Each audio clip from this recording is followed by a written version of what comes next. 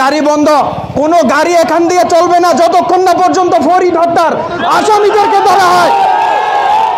দর্শক আপনারা দেখছেন, এই সেই ফরিদ ভাই, যে ফরিদ ভাইকে নৃশংসভাবে হত্যা করে তারা।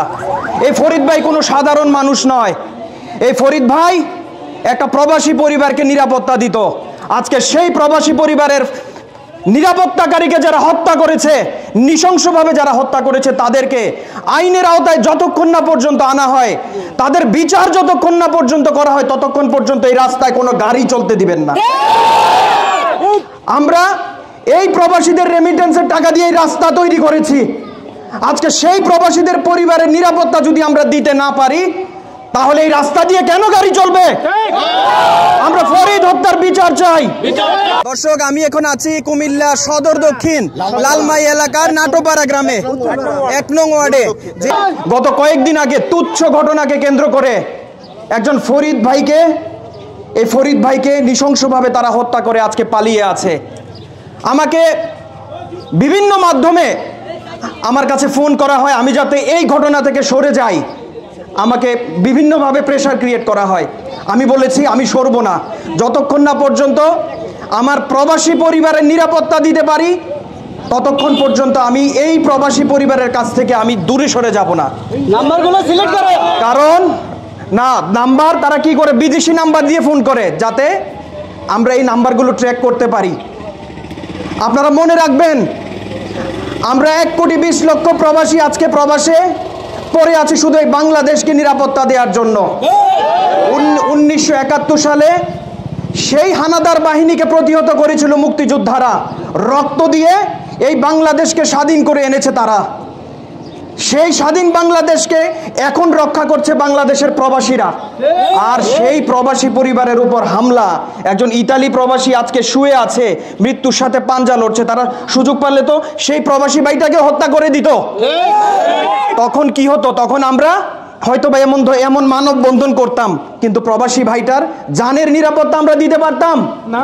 আজকে যদি এই ঘটনার পুনরাবৃত্তি বাংলাদেশে আবারও হয়, আমি মনে করি বাংলাদেশের কোনো রেমিটেন্স যোদ্ধা বাংলাদেশকে আর রেমিটেন্স দিবে না। বাংলাদেশে যদি প্রবাসীদের নিরাপত্তা আমরা দিতে না পারি, তাহলে বাংলাদেশের প্রবাসীদের টাকা দিয়ে রোডঘাট কেন তৈরি হবে? এই রাস্তা দিয়ে আমরা বড় বড় গাড়ি নিয়ে কেন চলাফেরা করব যদি প্রবাসী পরিবারের নিরাপত্তা আমরা দিতে না পারি? আজকে আমি অনুরোধ জানাই, আপনারা সবাই যারা এখানে এসেছেন, আপনারা এই ঘটনাটা সারা বাংলাদেশে ছড়িয়ে দিবেন যে একজন ফরিদ আহমেদ একজন কেয়ারটেকার ছিল, একটা প্রবাসী পরিবারকে নিরাপত্তা দিত, প্রবাসী পরিবারের জন্য কষ্ট করত। তারা 5 ভাই, 5 ভাই কই থাকে? ইটালিতে থাকে। তাদের পরিবারটাকে দেখার জন্য, বাড়িঘর দেখার জন্য মানুষটা কাজ করত। তার আপন চাচাতো ভাই। এই মানুষটা যখন দেখেছে তাদের উপর অতর্কিত হামলা হচ্ছে, তখন পরিবারের সেই প্রবাসী পরিবারটাকে বাঁচাতে সে এগিয়ে যাচ্ছিল। এগিয়ে যাওয়ার পর তার সাথে কি হয়েছে আপনারা দেখেছেন। আমরা এখন পর্যন্ত জানতে পেরেছি যে 2 জন গ্রেপ্তার হয়েছে, বাকি আরো কয়জন রয়েছে আসামি? 4 জন আসামি এখনো বাকি আছে।